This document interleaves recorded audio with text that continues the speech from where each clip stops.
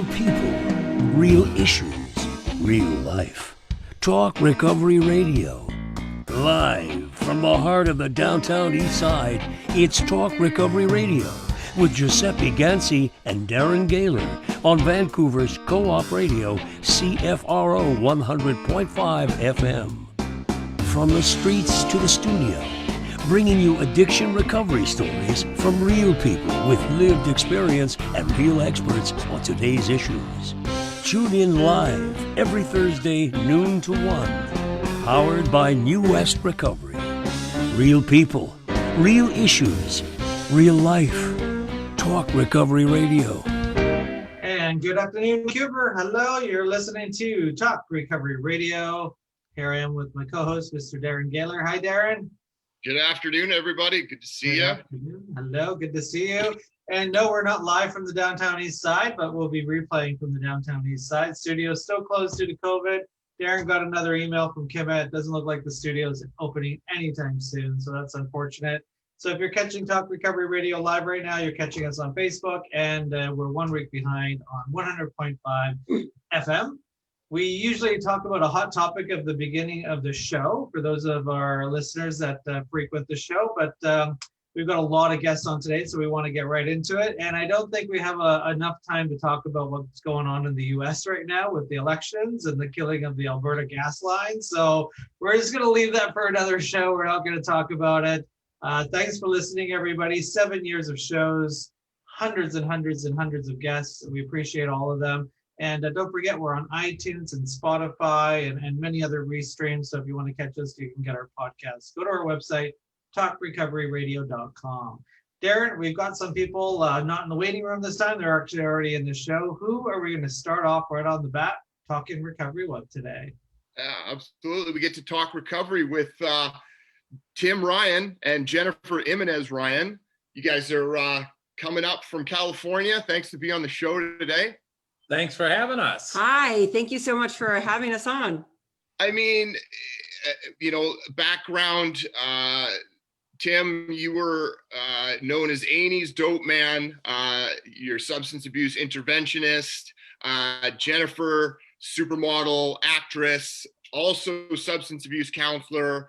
You guys, reality TV, documentaries. I mean, the list goes on and on. And you guys have obviously come out publicly within your celebrity about your addiction and recovery. First of all, anybody can field this question. Was that the plan? And if not, why was it important, or what struck you to bring it out publicly? So I guess I'll answer that one, babe. What had happened was I got sober yet again. I was one of those chronic relapsers that couldn't get it together. I went to treatment. I went to this place in Pasadena. I thought I was going for 5 days. I lasted 9.5 months. One of my doctors, of the plethora of doctors I had there, was a doctor by the name of Dr. Drew Pinsky. He did sober rehab and sober houses on VH1. At the time, he was just my doctor, just a doctor, the head director there. And he did not like me. I did not like him. He had predicted me dead 3 times to my mom. He called her saying I may die from the alcohol withdrawals. And then he said, just go through the motions with her. She's one of those hopeless cases. Some of them have to die for the rest of them to get it. And a year later, I made it through. And this is me coming out of the psych ward, hanging myself, learning to walk, talk, function again. And I took over the hospital there, and I started bringing H9, all this stuff. And I started sponsoring his high profile clients for fun and for free through the 12 steps. And then he was doing a spinoff show called Sober House after his first season of sober rehab. And he asked me to run the house. And he knew that I knew he had predicted me dead. And I looked at him and I said, why me? And he said, because it's people like you that prove me wrong, keep me doing what I'm doing. And I just looked at him with a smirk and I said, ain't that about a bitch? And I felt it was amazing to be part of Dr. Drew's team. And I continued to be on his team for years. I did sober rehab, sober houses for 5 seasons. And then I started coming out publicly, not only about my recovery, because I was on those shows and I broke my anonymity on a worldly scale, but I was over 100 pounds more, 140 pounds heavier than I am now. I weighed 267 at my heaviest. And I'm on CNN, I'm talking about losing weight, and all of a sudden I just went, I have eating disorders. They're like, what? And so they're like, well, what? And I'm like, I suffered as a model from eating disorders. And I just spewed my truth. And what I've learned in recovery is if you stand in your truth, you can't go wrong. Then I start talking about my sexual abuse, emotional abuse, physical abuse, mental abuse, all this stuff that I've overcome. And I've been a very public person about, I've been very public about my experiences in recovery, through recovery, and pre-recovery. And because of that, I said, we did a thing for USA Today, and they were like the OG of recovery, of advocates. And I'm like, what, babe? Like, can you read that to me? And he's like, babe, you started this movement. And to be able to say that I'm part of that movement that we're all here doing is an honor and a privilege. In spite of my character defects, I never thought they'd become my biggest attributes. Right on. Wow, well said. Yes, Very good. very And well she said. kept it in an expedited version. Yeah. High five. Thanks, man. Thanks. I told Darren at the beginning, he's like, oh my God, they're gonna have so much to talk about. I'm like, they'll be able to do it in sound bites. Yeah. We're professionals, guys. Right on. So what about you, Tim? Were you, like, what got you into the limelight? I never planned on this. I was a successful business entrepreneur, but I struggled with alcoholism and heroin addiction. Ultimately overdosed while driving, hit a couple cars, almost killed 4 people. Thank God they're okay. I was sentenced to 7 years in prison at 44. And when I went into prison, I was broken, but I got into one of 2 prisons in Illinois that had a therapeutic drug treatment program run by WestCare, and did 13 and a half months in there, and it was very structured, and I needed that structure. I needed to lose everything, and that's where my cellmate and I plugged into the 12 steps, and my wife divorced me and lost her home in foreclosure, and I got out with nothing. And my mom helped me find a little townhouse. So my main thing was see my parole agent, go to meetings, and get on my feet.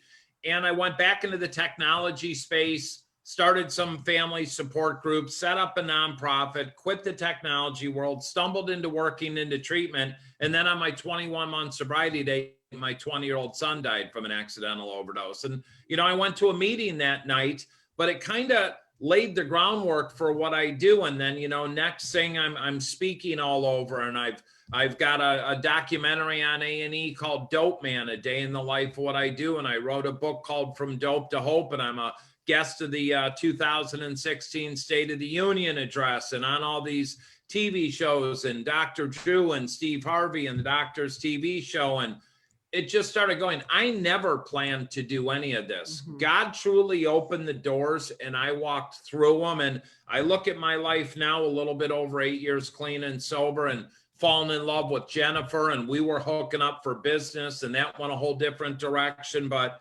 now we speak all over the country to high schools, corporations, court and professional services, doctors' conferences. We do interventions, we do consulting, and I couldn't imagine doing anything else right now, but I never planned on doing any of this, if that makes sense. It makes complete sense. I sometimes shake my head and wonder, what is this little show all about? And how did we get here? And, at the end of the day, it's always a huge message of hope to anybody listening. And I love the fact that, the stories of our severe loss, prison, the one that wasn't going to make it, because, we might not share the same background stories, our listeners and viewers. But I think we all believe that our story's like one of the worst, and that myself, I'm one of those ones that aren't going to make it. I remember thinking that, and so that it's fantastic. There you guys have brought this all together on such a stage. Tim, you said in one of your videos, most people just don't know how to put up their hand and ask for help.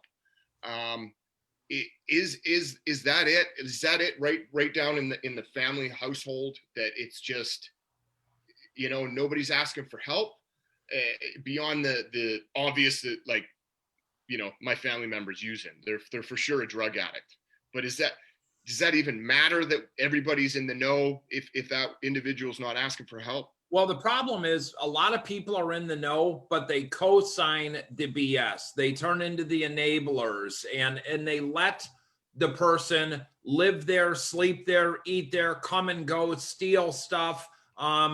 I wouldn't change either, but the hardest thing for anyone lost in any type of addiction is this.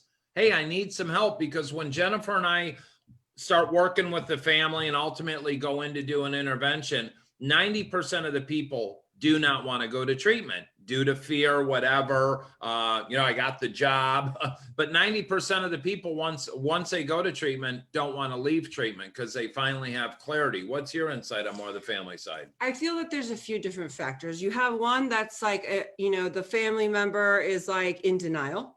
Not my son, not my daughter, not my husband. It's not happening in my city, my town, my block.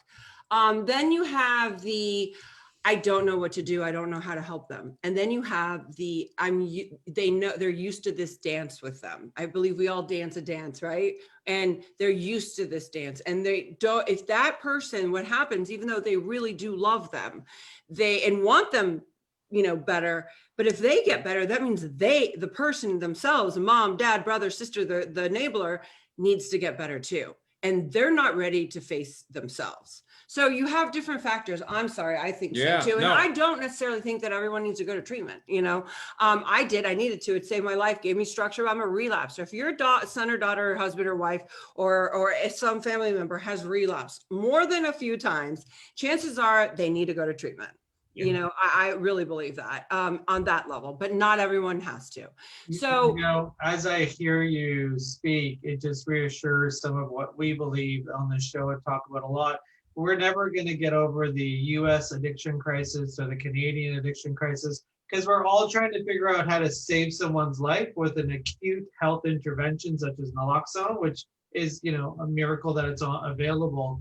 But we're not even talking about family recovery-oriented systems of care. Like, it's not even talked about. Right. And I mean, there's phones around me, and when I hear, our intake people talking on the phone, they're talking with moms and dads that are just like questioning whether or not their kids should even go to rehab. It's like, your kid's using heroin in the basement. Yeah. And he's on Suboxone. Like, hello, you know what I mean? Like, you need help. Oh, I don't need help. I work, and so, I mean, we're never going to get there. And I think the other part too is, I want to talk about your experience in jail really quickly, because I think this is important, because I know some of our viewers have heard this on the show. There's a big plot in Canada, I don't know about the States, that they're trying to build up evidence that coercion and forcing rehab and rehabilitation centers such as jail doesn't work. It shouldn't be available, like literally squashing programs. Like, when you showed up to jail, were you like, I'm going to get clean? Or did you have to kind of get pushed to get what you're in today? So when first they take you to Stateville, where you're held until they figure out what prison they're going to send you to. And there's 28. I prayed that I was getting into a therapeutic community. Yeah. I was done. And I tell you, when I walked into that prison, I was the happiest person ever to walk into the Illinois Department of Corrections, because I knew a year or 2 years, however much time I'm going to do, I had time to finally work on myself with no outside distractions. And I made the choice never to get a TV. I wasn't there to do push-ups for noodles and get swole. I was there to change. I mean, I read hundreds of books. My cellmate, who was a former Chicago gang chief, Big Perk, we went through the 12 steps, the NA text, the NA text, AA and NA. We studied the Bible. I read 300-400 books on business, cosmic healing, karmic energy. I was there to change. We had meetings every day, walk in the yard, in the cell. But there was also people there that just went through the motions. I'm done. I was there to change. But I think and feel if we had more structured communities, because some people need to go to prison. I needed to go to prison. I'm sick and tired of families saying, oh, well, he was a drug addict. Yeah, but your drug addict kid went and burglarized 32 homes. He needs to go to prison. But if he goes to prison and we actually had therapeutic or treatment programs within there, I think that would be a huge success. Well, We need to stop. We need to stop the, oh, well, because they're an addict or they had mental health issues, that gives people a hall pass for Right. doing bad things. No, it doesn't. There needs to be consequences for your choices. and very true. I agree completely. But your mindset going into prison is rare. You know, like most cases, the individual goes in, they adapt, they become worse off. You know, new networks of criminals happen, and they're not prepared coming out. So I would say yes, but this prison, the entire 2,000 inmate population, it was a therapeutic community. And you also got good time. So it was a gift to be in there. You got in a fight, you're kicked out. So it was very structured. And a lot of people, including myself, needed that structure in my life at that time. Well, we could go into the politics, but why aren't all prisons like this? Yeah. You want to know why? Because they're about making money. Money, yeah. The prison system is a huge money-making machine here in the United States. To privatize prisons, I mean, we could talk about that for hours. But yeah, the entire system's broken.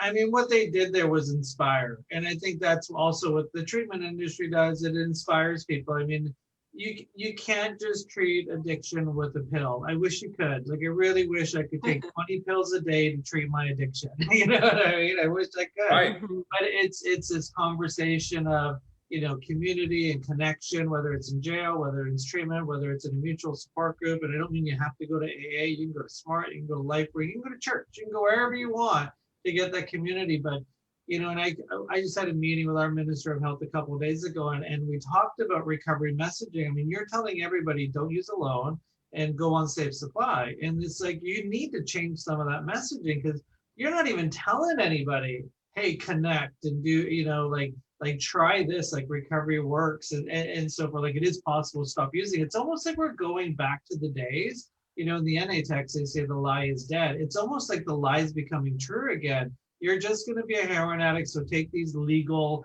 safe prescription heroin pills. And it's almost like we're going back there, and it's, you know, the water is boiling, and we're all around it, and it's really frustrating to see. It's really frustrating to witness on social media. Whenever Tim shows me that, like, this thing, look what they're saying about that, I start to cringe, because like my theory is, and so we have different views on it. You're either sober or you're not. Like, that's it, you know. And I feel that I understand there's a gateway to getting sober, right? Do you want to explain a little bit on what that is, babe? How I'm saying this, what that my COVID. Well, you're talking about the Suboxone and stuff. So I met with one of the top psychiatrists in the United States that's been doing MAT for 10 years. And I walk in his office and he said, "Why are you here? You're abstinent-based." I said, "I need to learn." And in a nutshell, he said, "Tim, there's three types of people. The people that need Suboxone for detox only." He said, "Then there's a person I won't prescribe it to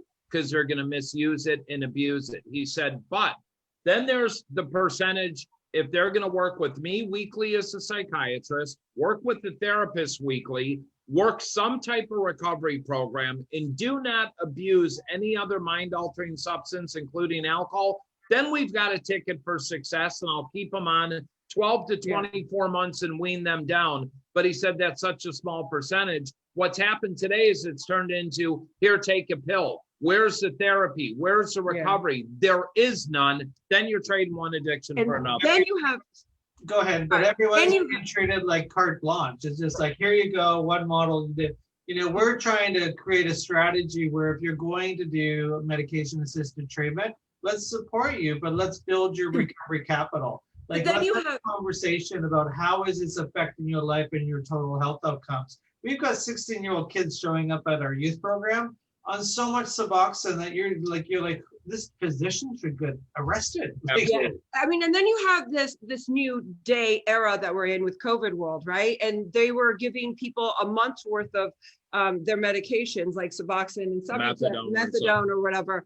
And, you know, it's like, I told Tim, I said, it's like giving me a whole month's worth of cocaine. Like, I'll tell you one thing, it will be done by the end of the night. Like, what? Like, how is that? And then here's your month worth. Okay, see you later. Like, Nothing else. No help, no treatment, no therapy, no nothing. I mean, we could even pull this into Narcan. Narcan saved my life a number of times. But what's happening now is, God forbid, somebody overdoses in my front yard. The paramedics are going to come. They're going to take them to the hospital. That person will walk out of the emergency room within 2 to 4 hours to use again. If they're being brought to a hospital, why are they not being put on a 3 to 5 day psychiatric hold immediately? Because without Narcan, Can I stop you right there for a second? So I'm doing a documentary on the Portuguese model, and what you just said, I was shocked in Portugal. I was talking to the head of the largest methadone clinic in Portugal, in Lisbon. Like he's the guy, right? And I'm like, when's the last time you saw an overdose? And he's like, he had to think. And he's like, oh, I think it's been about a year. And I was just like, well, what would you do if somebody overdosed like 3 or 4 times in a month here in Lisbon? He's like, well, they would be admitted for suicide attempts because they're trying to kill themselves. And I was just couldn't believe he said that. I'm like, you would get fired if you were in Canada for saying that. But like, that's the model they do in Portugal. It's like, if you're overdosing like so many times, there's something wrong. And we can go down that rabbit hole for a long time. I know Darren's got a couple more questions. We got a few minutes left. I want to switch tunes here, if I may. You're in a relationship, you're in recovery. What do people say about your anonymity? Because there's so many couples in recovery that want to be the bloggers and the vloggers and the interventionists and the recovery coaches. Like when you show up to your home group, like how do you be just, Ryan in the home group? Well, I've had to work really hard on it because I got thrown into, I said I would do sober house, and I was 2.5 years sober, if that. So I kind of grew up in the public eye, but being a supermodel and actress, I've grown up in the public eye too. I just hid my addiction and my recovery through those years. And my sponsor always said, whenever I walk into the room, and now for 5 years, mind you, 5 years of this recovery, which I'm now 15 years sober. I just turned 15 on the 15th of January. And thank you. And I was told every single day, hang your resume and your IQ at the door. And when you walk into any 12-step room, and you are nothing but another drunk or an addict, whatever room I'm going to, and be open to be teachable. So like, we don't walk around going, hey, we're the power couple, or hey, we're this, or hey, I'm the actress, or hey, I'm not, we walk in there and I'm open to be teachable, and I'm to be of service when I walk in the rooms. And that's what we do. I got sober in Crenshaw in 96, like after I got out of treatment, in the hood in Crenshaw, like in Compton. And I thought I had all the answers, and they'd be like, oh, look what the pretty little princess has to say, what it was like. They'd say, shut up, sit down and listen, and shadow your sponsor. Until this day, Tim has been with my sponsor, where I'll be like, sponsor, I think I'm going to do the show, and it was like The View or something. I really think it's going to help a lot of people, but like trying to be cool. And she was like, hold up. Just remember something. You broke your anonymity on a worldly scale because you're that sick. Like, it's nothing about anyone else. You're not helping anyone else. And then she'll say things like, I'm 30, you're 14 at the time, now 15. And she's like, I want nothing you have. We come from 2 different worlds, right?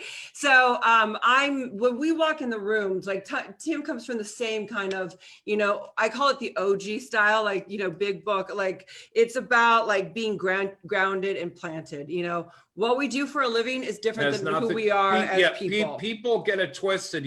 Everything we do is our job and our career.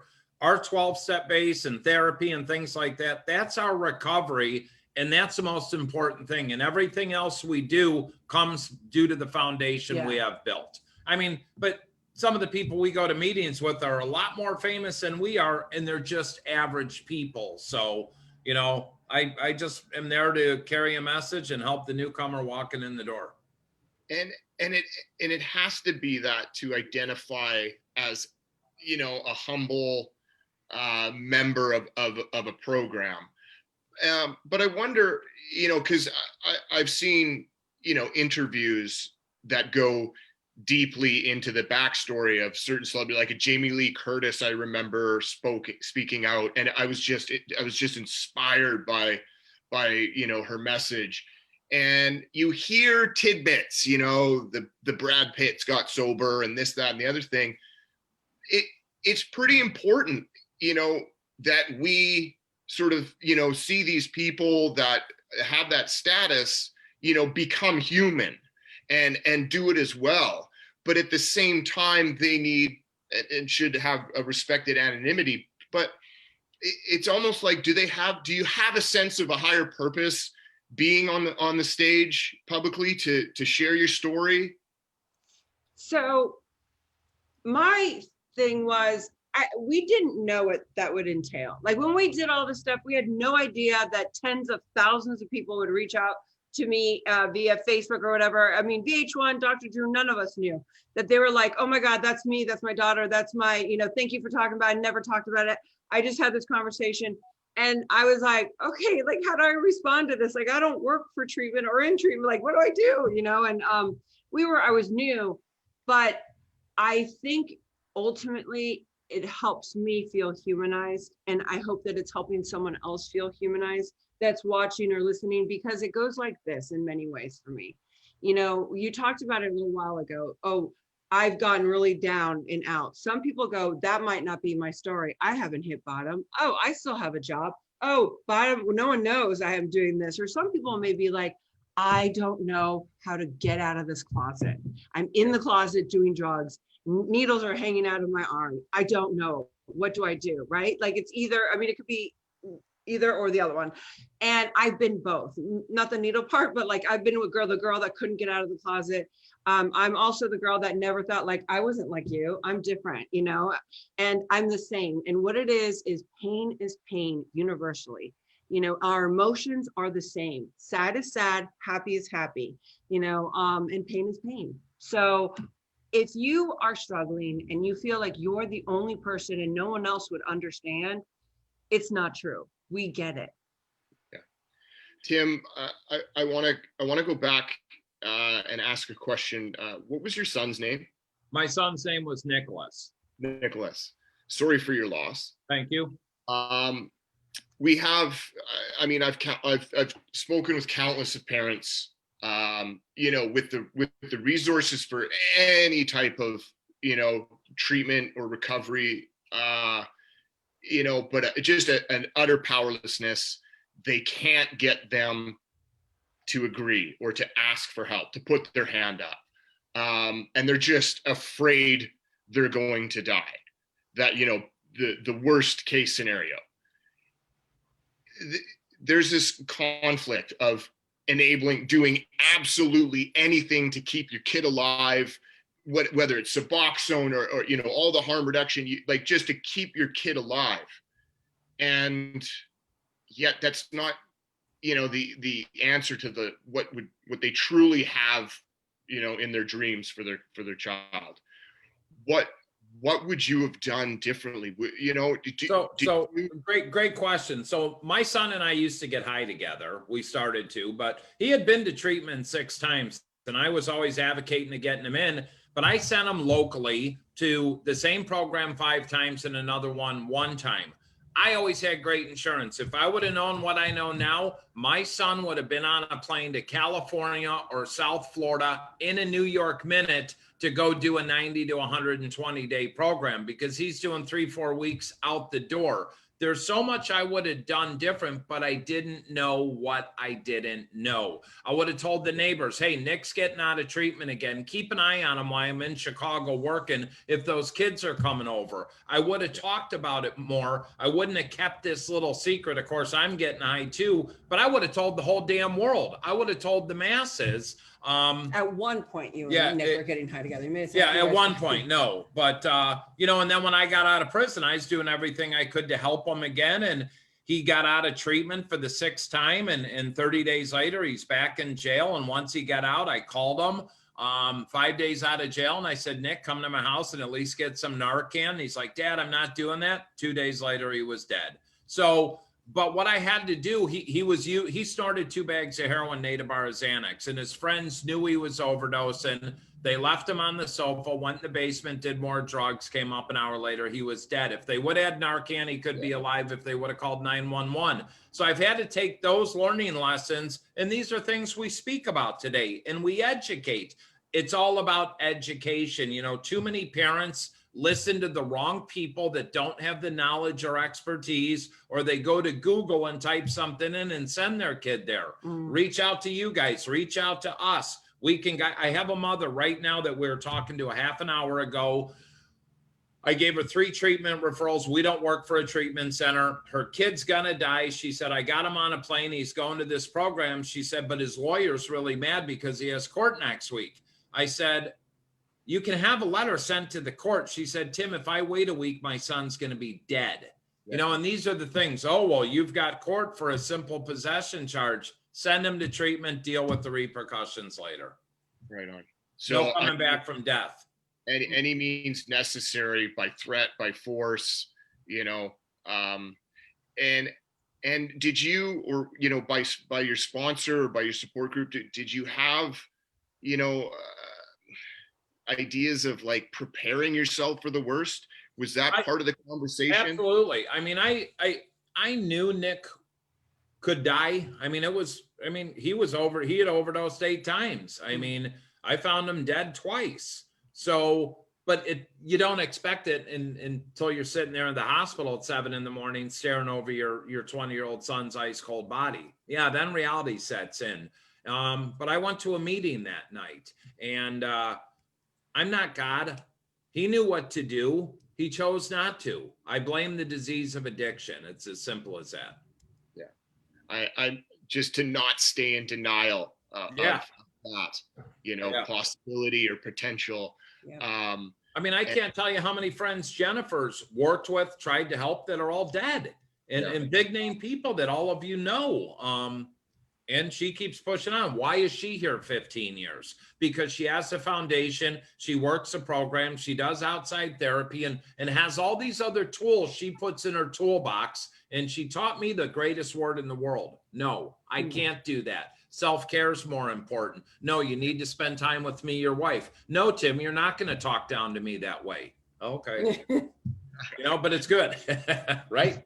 Yeah, it's beautiful. I want to finish with a question for both of you to speak on.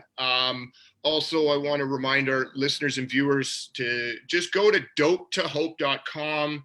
And you know, the Facebook pages, the Instagram, the Twitter, it's all connected there, and all the media that you guys have done, and your purpose is there. Great website. But I want to go with one last question here. With all the pathways to recovery, with all the different treatment models, religions, medical models, what is the one thing that goes through all of these, you know, modalities that is a necessity for change or for recovery? I think the chain is the 12 steps, you know, for me. So I come from a religious background. I grew up, you know, with a very punishing God. I got to change my God in recovery, the God of my understanding. And I trust in a God I no longer understand, but I'm getting to know on a daily basis, which is such a beautiful thing. I would go to church, and I thought that would save me, and it didn't. I would go to this and read Kabbalah stuff. That didn't change me. I would do yoga and meditate. That didn't change me. Through the 12 steps, I've been able to have a communicative relationship with another person. I call my sponsor God, most importantly, and me. And therefore I can use that in all my affairs, like my husband now, you know, like other people, I can have a communicative relationship. I can talk about things like I am with you. But I think that's the full force, you know, and obviously the only thing that keeps, I mean, that's the chain that, you know, and all the, you know, ancillary things come on, cling on. I've learned many different things throughout the years, but, you know, my understanding of God on a daily basis, and having to dig deeper into faith. Thank you, Jennifer. Tim? For me, it's the 12 steps. You know, treatment, whatever it looks like, it needs to be longer. I mean, I'd like to see treatment a minimum of 90 days to 6 months. Then with a year of long-term structured sober living, where people can get connection and purpose and integrate into society, getting a job, managing a bank account, paying their bills, being self-sufficient. But what gave me that is a 12-step foundation. And I don't care. What? Prison. In prison. Yeah, that humbled me, and I don't want to eat under my bed out of a box anymore, ramen noodles. But I can make some good wraps. The point is, though, all these people that relapse, that die, oh, the steps didn't work for me. You never worked them. It's as simple as that. Go through the 12 steps in 90 days, sponsor a few people, then go to Refuge Recovery, Celebrate Recovery, Smart Recovery. Take a little bit of everything, but get that foundation. And even if you're not in recovery, if you're a parent, read the big book of Alcoholics Anonymous, the first 164 pages, so you know what your loved one's going through. And I suggest every person listening to this work a 12-step-based program. Your life will be 10 times better. Thank you very much. Kumbaya. Amen. You guys rock. Thank you, guys. Pretty good, huh? Not bad, not bad. Well said. I mean, refreshing. It blows my mind how, whenever our guests are just talking common sense is what it seems like to me. Like the prison that you went to, the therapy, the minimum 90 days. I mean, come on, a psychologist that is monitoring the other aspects of their client. Like, one day, as long as there's advocates like yourselves that continue to be loud and get their message out there. So thank you very much for being on with us.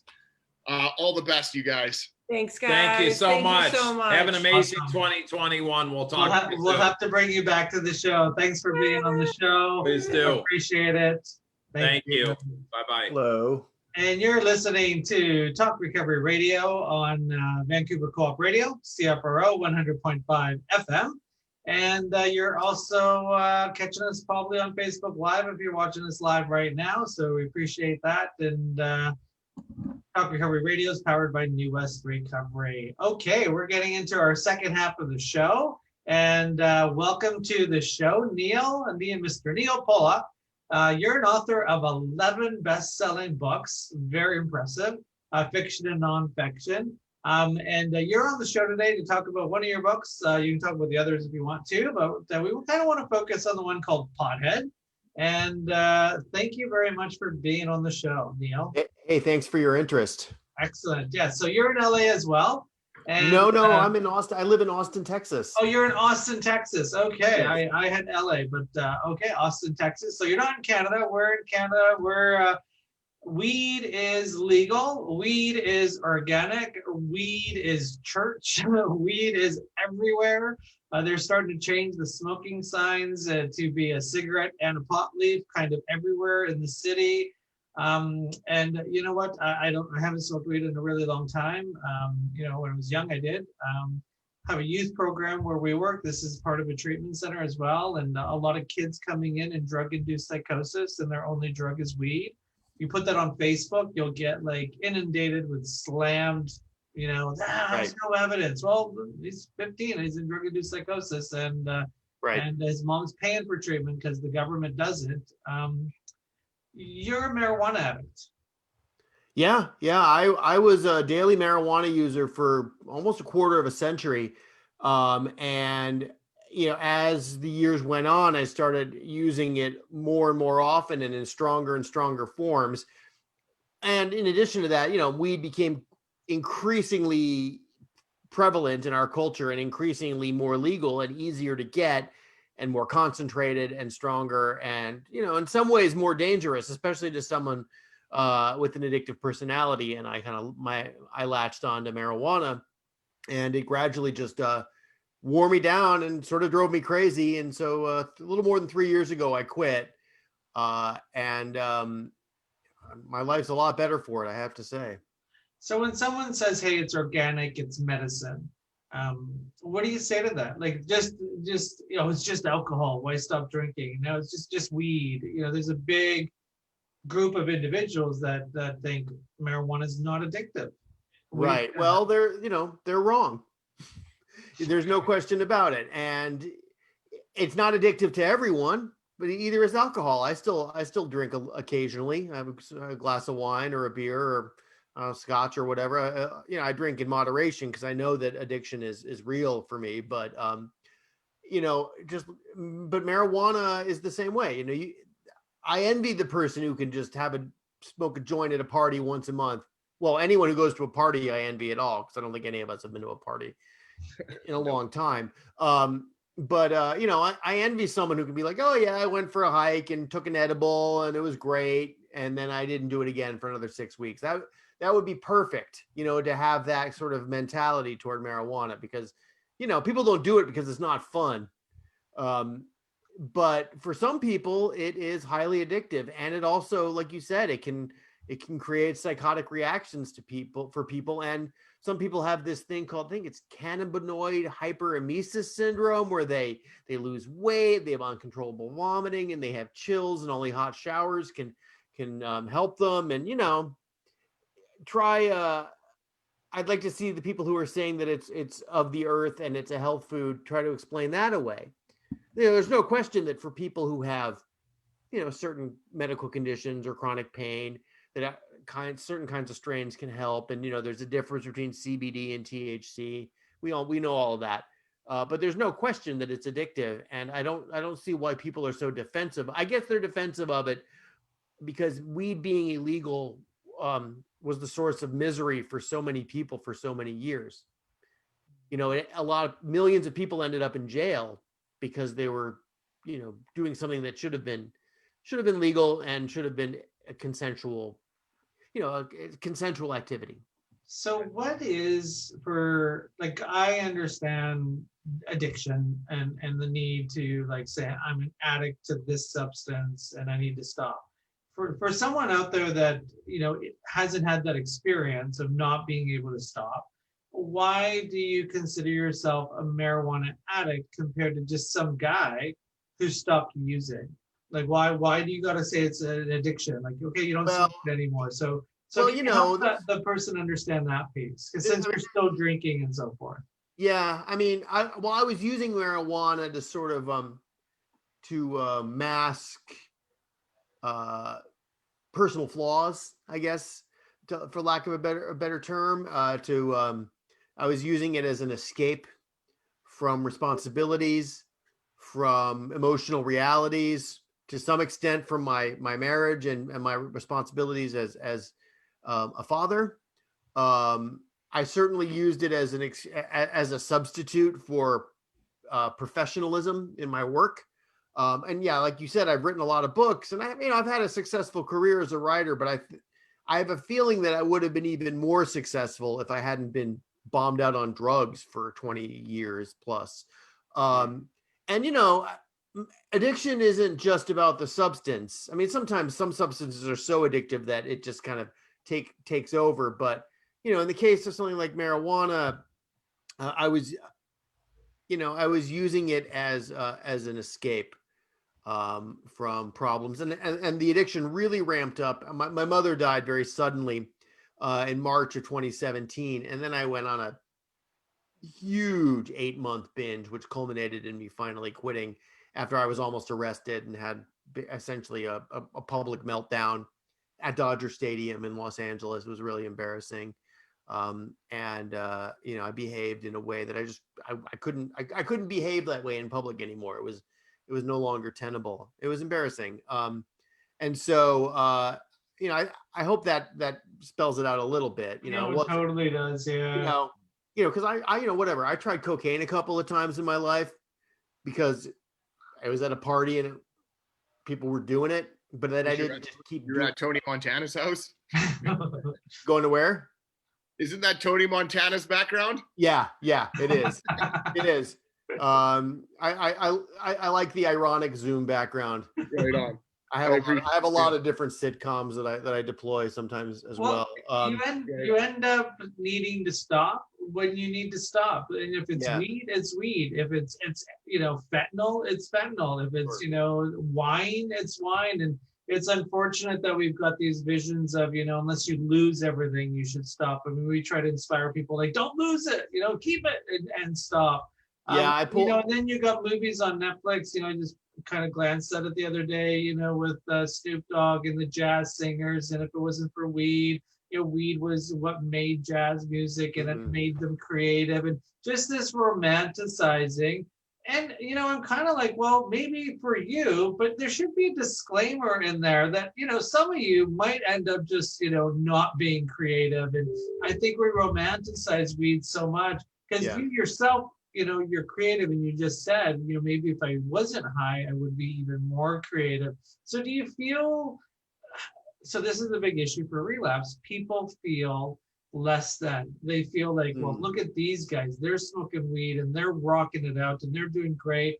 I'm a loser. I can't. How did you get through that? Have you gotten through that? Are you still getting through that? Yeah, I mean, you can't look at Snoop Dogg or Willie Nelson as role models in this regard. They're lucky. Well, They're people lucky. do. Well, I understand that, but these are guys who had a lot of have a lot of money and a lot of privilege. Seth Rogen, people, public super stoners who are like, yeah, I just get stoned and then I do my thing. I'm like, lucky you. I got stoned and did my thing too, but I also ended up saying and doing a lot of stupid stuff that ended up making my thing less than it would have been. And, and I'm still like, I would say the upper tier of successful stoners. There are lots of people. And I, since I published the book and I also published a couple of articles about this, I hear from people, I never believe anyone when they say they're inundated by thousands of messages, but I've received, a couple of dozen from people all in the US and Canada who have, whose lives are nothing. And a lot of that is because of weed. They just completely, they don't get going, and then weed becomes the whole purpose. So, maybe I lost. No, I definitely want to get Darren in there with some questions, and we definitely want to talk about your book. Yeah, and I want to speak to the creativity thing real quick. Okay. Like the only book I've published since I quit weed was a book about quitting weed. Admittedly, I'm slowly working on a novel. But I feel so I'm not maybe not quite as wildly creative, but if you look at my wildly creative work, a lot of it is about pot. There's a lot of drug use in the books. And, it's maybe it's because that's all I was thinking about. I would say though, that I'm a lot more clear thinking and rational. And so if I had to trade a little bit of creativity for some good judgment, I think that's a trade-off I'd be willing to make. That's a good one. Yeah. Yeah. I mean, that's just it from, those, documentaries that I've seen over time, creative people that honed their talent, directly as a result of getting high, was always their belief until something happened that made them quit, and then admitted that they are more talented, more creative. It was a very obvious change for them. You say you're in your first book. Why did you write this book? Were you just trying to find that creativity, or did you want to share your story and try to help people? Oh, the pothead. Yeah, I felt like I kind of felt obligated. I spent so many years promoting marijuana and, telling people if they didn't like getting high that they just hadn't found their strain yet,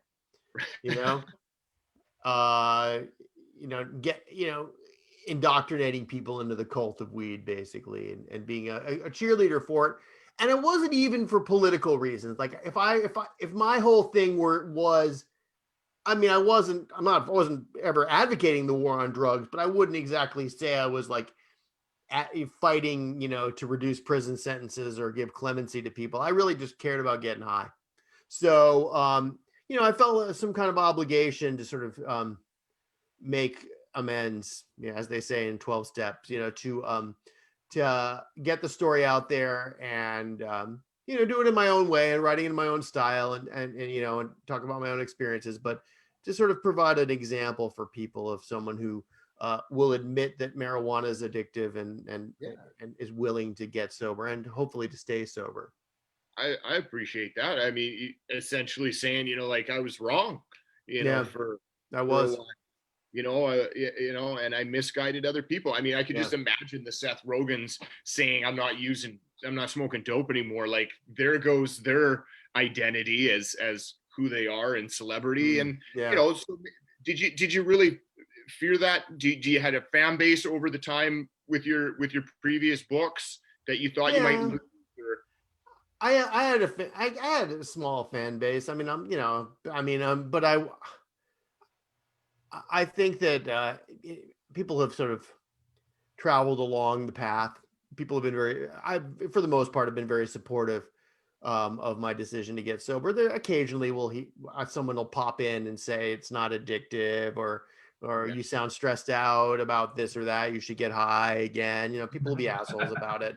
They don't quite get, that, they would never say that to an alcoholic. Oh, like, here, have a drink. I'm like, okay, but you just have to learn to take. But for the most part, people have been super supportive. I don't think I don't think anyone, I don't think I let anyone down. I think I probably, I think a lot of people are relieved that it's over, especially my family. Well, marijuana is, I mean, whether it's addictive or not, compared to heroin or cocaine, isn't much the point. Like, it's usually, well, not anymore, the first drug we tried. It was the first drug I tried, and I mean, yeah, it was, what's the big deal? Yeah. It was, it made things funnier. I enjoyed listening to music. Sex was better. Like, the food was better. It was this thing. But I guess under the influence of anything, and something out of our control happens in our lives, now that substance is having a negative impact on coping skills, healthy responses, healthy perspectives. And I think, understanding reality. yeah, like, people are going to cling to something, to, going through grief that has been working for them, just for, fun. And now it's going to take on a whole new level. And it sounds like, that's what had happened. And so, do you go into detail in your book, in your memoir, like, the meltdowns and the everything? Yes, of course. Yeah. I had and they increased, I had like a number of weird public meltdowns that really damaged my relationships and my career. I mean, extreme, in situations that could have been very beneficial to me. I don't really, nobody appears anywhere anymore right now, but like when I would do public appearances, like it was all kind of based around me being funny. Right. And I would almost always be high out of my mind. And sometimes I would say and do funny things, but I wasn't like sharp like I could have been.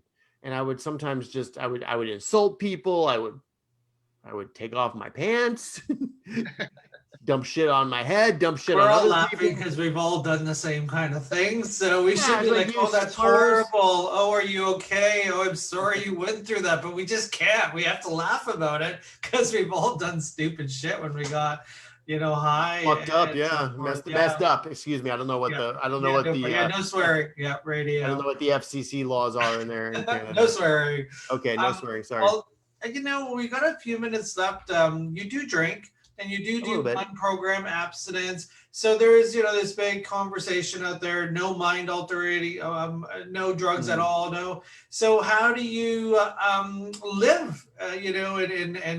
And show up to. It says that you found a 12-step program. If you want to mention it, you can. But so what's that story about? And how do you visit? Are you an active participant? Is it just your story and I'm sticking to it? Well, I was very active for a couple of years, but then, the pandemic hit. And so, I find I have been to a couple of the occasional Zoom 12-step meeting, but they kind of leave me cold. I've had some sponsees. I don't really have one at the moment. So how do I live? I don't know. I mean, right now my recovery is just, I don't know. I just don't get high day to day, practice yoga, try to, just keep up some integrity in my relationships, and just, continually remind myself that the getting high is, it's always there. It's not so prevalent in Texas. Like, it would take a bit of work for me to find it, but it wouldn't be impossible. So I don't know. I mean, I'm not working the program day to day at the moment. I will say that, but you know, I don't. Maybe I do need it. I don't know. I just at a certain point, the sort of language and vibe of recovery just started leaving me feeling a little flat. But the reality of being in recovery hasn't. You No, know, we get it. Yeah, we totally get it. just I mean, just the sort everyone's of pathway is their pathway, and yeah. and the goal is to stop hurting people. And if you stop hurting people, that's moving in the right direction. I mean, Yeah, being drunk and high and insulting people on stage. I mean, maybe people are paying to get that done to them. But I'm sure when you go home at night, you feel like, oh man, I was pretty mean to that person and so forth. That's got to Yeah. carry back with you on your shoulders.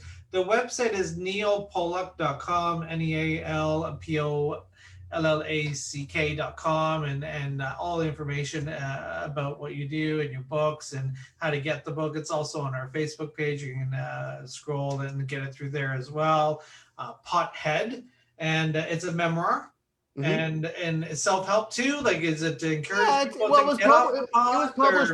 it was published by Central Recovery Press, which Oh. is a recovery based publisher. So yes, I mean, it is a narrative. It's like there's not there's not a chapter where there's like 10 steps to getting over marijuana addiction. There's no resources. It's just it's like a nonfiction novel. But that's my And on the cover style. it does say, being at my life as a marijuana addict while weed is legal, Mhm. which it's I mean, I love this saying. It's just like, well, booze is legal. I'm like, yeah. Do you know how many people die from alcohol every year? Right. Do you know how much people are in the hospital because of alcohol? Like the whole statement, well, booze is legal. I'm like, do you know how hard it is to get an alcoholic in treatment? Like, it's almost impossible unless they're paying for it, cash, credit card. Like, I mean, you're an alcoholic. To get a funded bed at our facility, you're waiting months if you don't got the money, right? So it's like one of those things where it's just like, that's not an excuse. No, absolutely not. I mean, it should be legal. It should, but we should be focusing on treatment for people that can't handle it. There's no treatment plan for people that can't handle weed. Not yet. And so there will be. We said it on this show when weed was becoming legal in Canada. All those advocates that are screaming from the mountaintops that weed should be legal. Yeah, we applaud you, but can you please add another sentence? And treatment on demand for people that can't handle weed. So to all you weed advocates out there, like you failed the system to that poor 16-year-old kid that's in a drug-induced psychosis. And it's on you. It's on those weed advocates that said, hey, legalize weed. And you didn't give a shit about treatment for people that and now there's corporate money involved, so they really don't care. Just like the alcohol companies don't care about so congratulations, you got legal weed, great, and you got all these people that can't handle it suffering. So it's a tragedy, and I'm hoping like one day people who use drugs and alcohol become less self-centered and realize, it might be okay for me to smoke weed, but it really sucks for a lot of people. Maybe I should put some energy in that. Anyway, that's the rant. At least we got one rant in the show today, eh, Darren? We try to go through. That was strong. Rant. But it's there. It is. That's fine. That's. I mean, I can't say I disagree. Yeah. Well, thanks for being on the show. We really appreciate it. We're at 1 o'clock now. So, Darren, you want to close this out? Again, we want to just say thanks to Tim Ryan and Jennifer Gimenez-Ryan, our guests at the top of the show, and Neil Pollack. Thanks for telling your story and putting it out there for a cautionary tale. I hope someone listens. Okay, take care. Thanks, everybody. Thanks for listening. Talk Recovery Radio, powered by New West Recovery. See you next Thursday, everyone.